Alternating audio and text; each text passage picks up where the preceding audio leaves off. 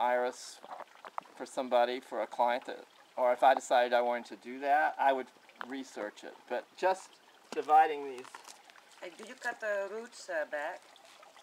Like that long root there? I probably would trim them. I wouldn't try to cut them all off just because it makes it easier to plant. Yeah. Oh, that's okay like but that. You cut the leaves off too. You could. Because I've seen them sold like that. After Yeah. But right now, since I'm going to put these back in the garden someplace and hope that they actually do something, I'm just going to leave it intact. This is not the right time to divide iris. No. It's exactly the wrong time to When divide is- iris. But I'm just being... After they bloom, right? After they bloom? Yeah, I'm being my obstinate self and saying I'll do it whenever it makes sense to me, because Also, you grow them for the shape of leaf. I'm not trying to win an iris competition, so I just would...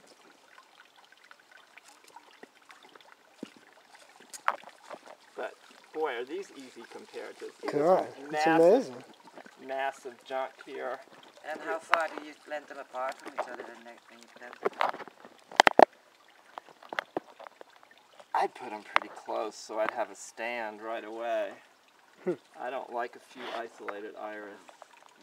I would put, but Do you break off where they are like 3 bunches in a row? Would you break those off and plant them individually, or would you not?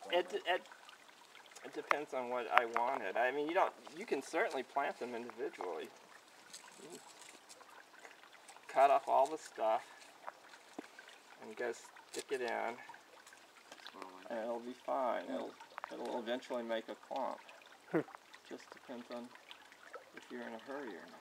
Why did you cut the top off? Just, I mean, a lot of people do it when you're transporting them because it's going to get beaten up anyway. And if you're planting a new bulb, you don't really want it to be trying to feed all this foliage, and you want it to start working on roots and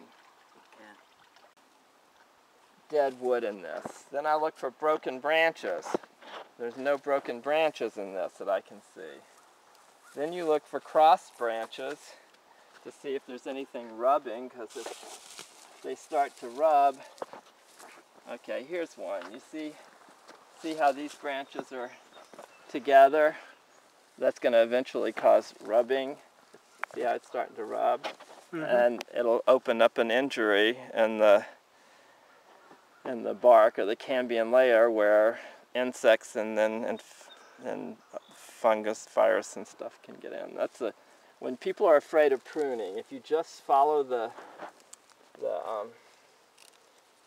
rules, starting with dead wood, then cross branches. Unfortunately, my little pruners here aren't big enough. I'm going to have to go get loppers. Let me see if I can do it.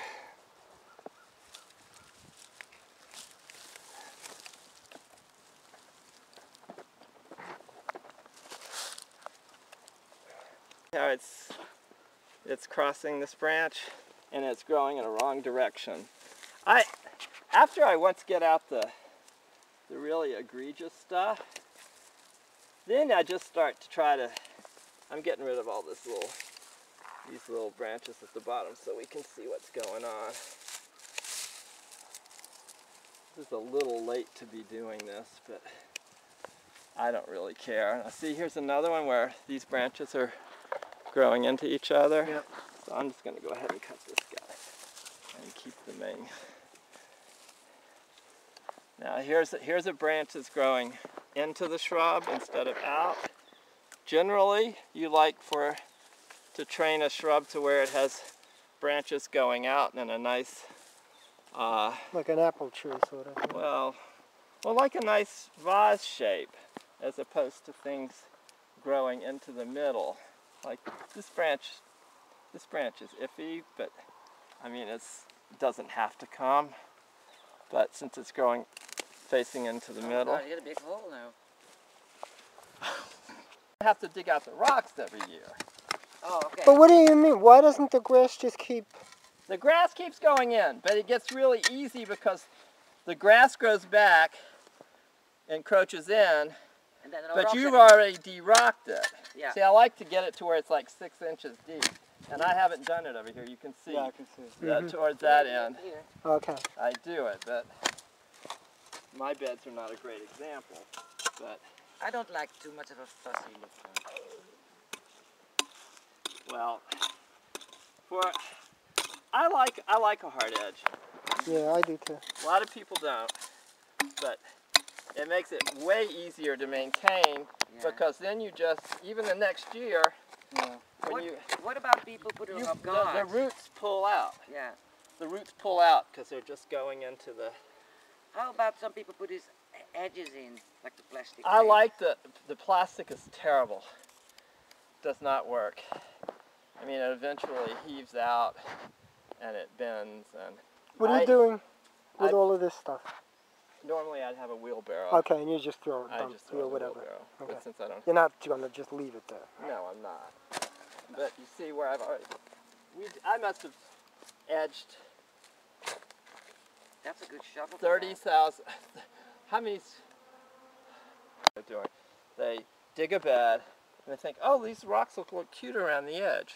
So they put the rocks around the edge That's of what the I've bed. done. That, And I've it done looks- that. I do that too. After I edge, I And have then all the grass grows up between them and you get this ragged edge and it falls over and you can't mow next to it. You have to weed whack to it, but the grass is stuck between the rocks. Yeah, I think. If you actually... Remove the rocks. Yeah, No, that's or edge. I did it just yesterday at a client. She loves her rocks, so I just edged 4 inches outside of the rocks. Oh, So okay. it gives it the clean edge, Yeah. but yet you still have the funky rock thing. going on. But Okay. it's no longer in your way. So Mhm. my recommendation of how to deal with that situations you created that really don't work, you can make them look nice fairly easily. I wish I had a picture. It works great. It looks really nice. It looks like the rocks are there decoratively as opposed to just thrown there because where they landed. that's where they landed. Yeah.